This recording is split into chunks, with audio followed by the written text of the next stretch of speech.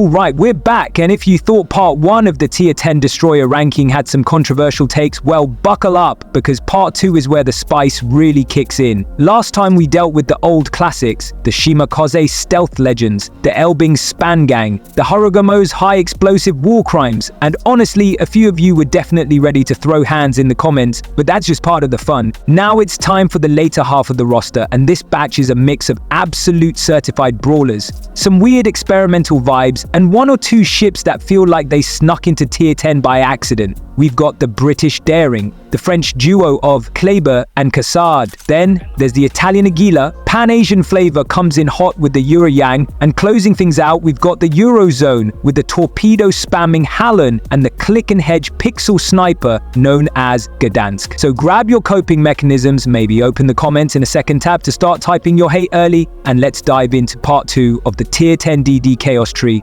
Chaos, where some of these ships will surprise you, others will disappoint you, and at least one is going to leave you wondering if anyone at Wargaming playtested it after 2022. Daring honestly feels like the ship that was built by someone who just said, what if we give this destroyer everything, but in moderation? Nothing about her screams broken, but everything is just good enough to be dangerous in the right hands. Her guns, 6 113mm barrels across 3 turrets. They don't set the ocean on fire, but they absolutely chip away at anything that sticks its nose out too far. And thanks to British AP mechanics, even cruisers and the occasional battleship superstructure aren't exactly safe from her. Her 12.8 km range is decent for a destroyer, but it's not sniper level. That's fine though, because Daring's not built to kite. She's built to brawl and survive the mess.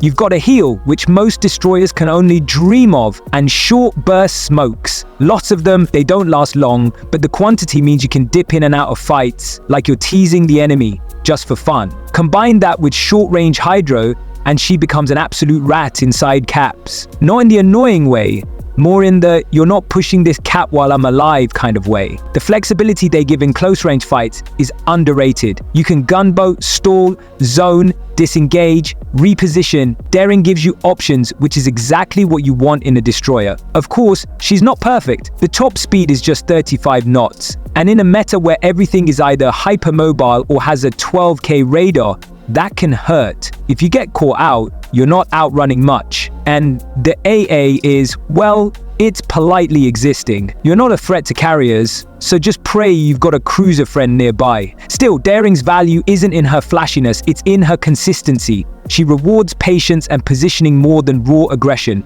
You play her well, you'll be shutting down caps, trading favorably, and surviving longer than most. She's a specialist in making other destroyers' lives miserable without ever looking like she's trying too hard. Clean, dependable, and surprisingly durable. Not a carry machine, but definitely a nightmare to deal with if the player knows what they're doing. This is the destroyer equivalent of a sports car with no seatbelts and no intention of following the speed limit. If most destroyers are about sneaking around and playing vision games, Kleber just says nah and slams the engine boost while casually doing 44 knots straight at you like it's a demolition derby. The French decided stealth is optional and gave you a ship with 839mm guns that hit like angry baguettes, have a reload booster, and throw out enough HE shells per minute to absolutely ruin anything caught broadside. And yes, it's 13.6k range, which means you're reaching cruiser level engagements but with DD mobility. If you time the reload booster right, you're not just farming someone, you're deleting them from the next 2 matches.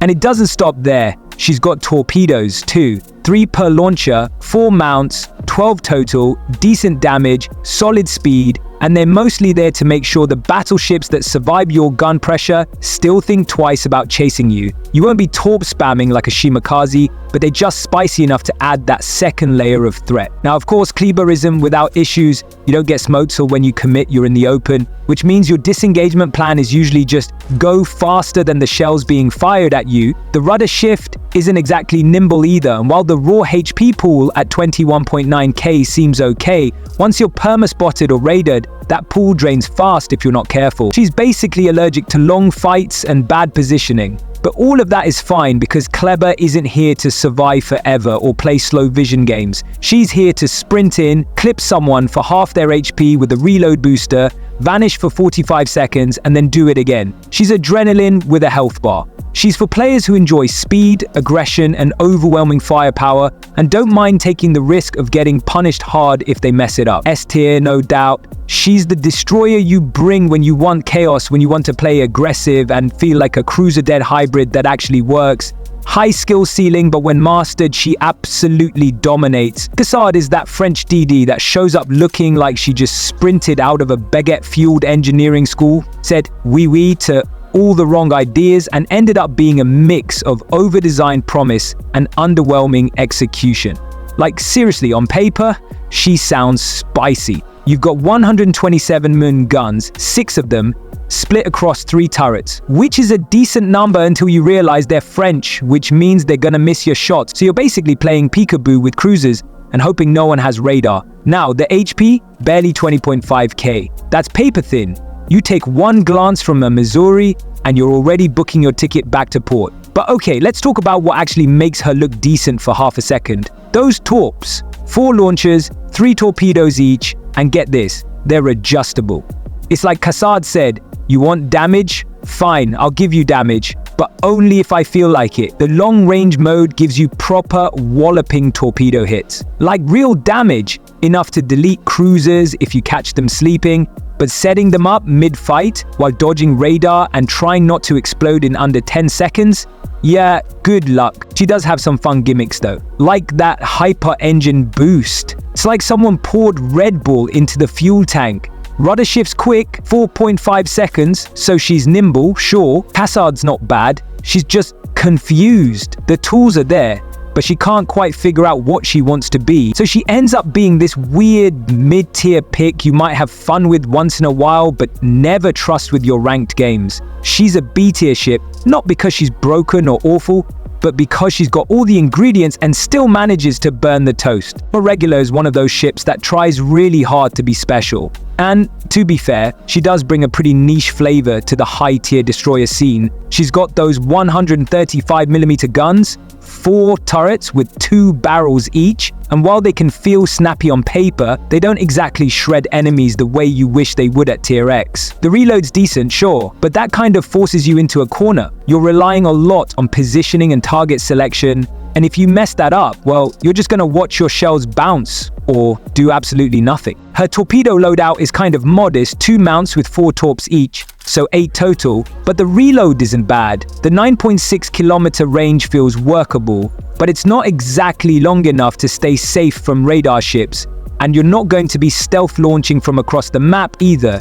You've got to be closer than you'd like, and in high-tier games, that usually means taking a risk every time you go for a drop. Defensively, she's got a few tricks.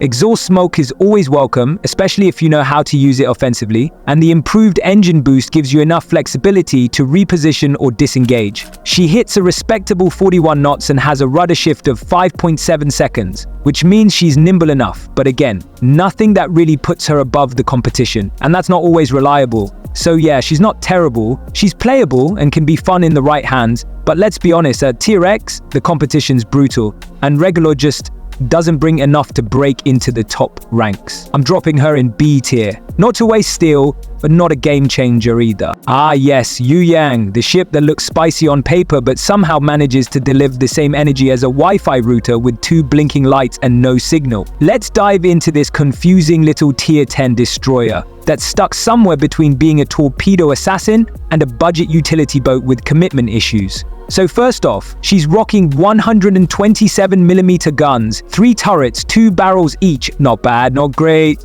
Range, 11.9 kilometer, which sounds decent until you realize the shell velocity feels like you're lobbing water balloons across the map. You'll land shots, eventually. Her DPM is basically fine if you're fighting low HP DDs or clueless cruisers, but don't expect gunfighting miracles. This is no gunboat. Now torpedoes. She's got 2 mounts, 3 torpedoes each, 6 deep water torps per salvo, and they do hit hard if you land them, like proper grown-up damage. But here's the catch, they can't hit destroyers, so every Shima, Kleber, Gearing, even Halland just walks past you like you're throwing pool noodles. It's awkward. It's like showing up to a knife fight with a frying pan. Now here's the only real interesting part. Utility. Yueyang gives you a choice, radar or smoke. Radar makes her feel like a budget radar DD, and sometimes that's enough to catch someone off guard. You also get engine boost and torpedo reload booster, so the flexibility is there if you know what you're doing. But you better really know what you're doing. Because if you don't play smart, you'll spend half the match trying to figure out why you're just a worse gearing with commitment problem. I'm putting her in C tier, not because she's unplayable, but because unless you're building your gameplay around her strengths, she just ends up being mid. And in a tier full of absolute monsters, mid gets you deleted. So Halland walks in like that kid in school who never talked much, never showed off, but then casually destroys everyone on sports day with zero effort. She's the definition of, you weren't supposed to do that, but okay. On paper, 120mm guns across 2 turrets sounds like you're about to be bullied by every other DD.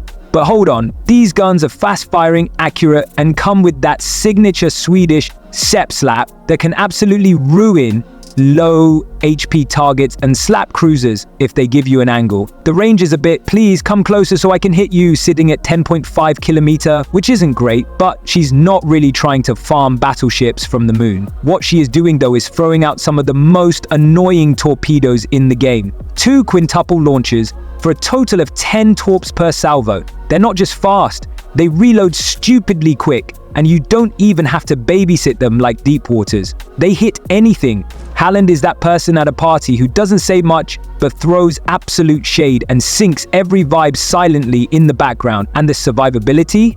Surprisingly solid.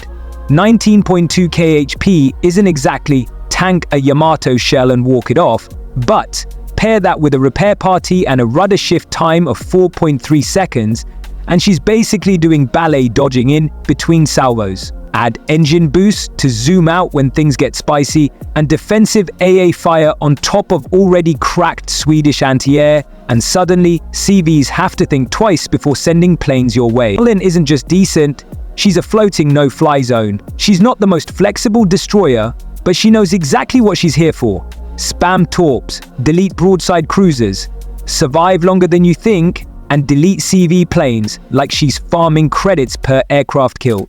I give Halland a solid A tier. She's not gonna win any beauty pageants with her raw firepower, but in the right hands, she's a nightmare factory that just doesn't quit. Alright, look, when a destroyer shows up with 2 types of 139mm guns and says, I'm built different, you know we're about to witness some chaos. And Gdansk is exactly that chaotic good energy.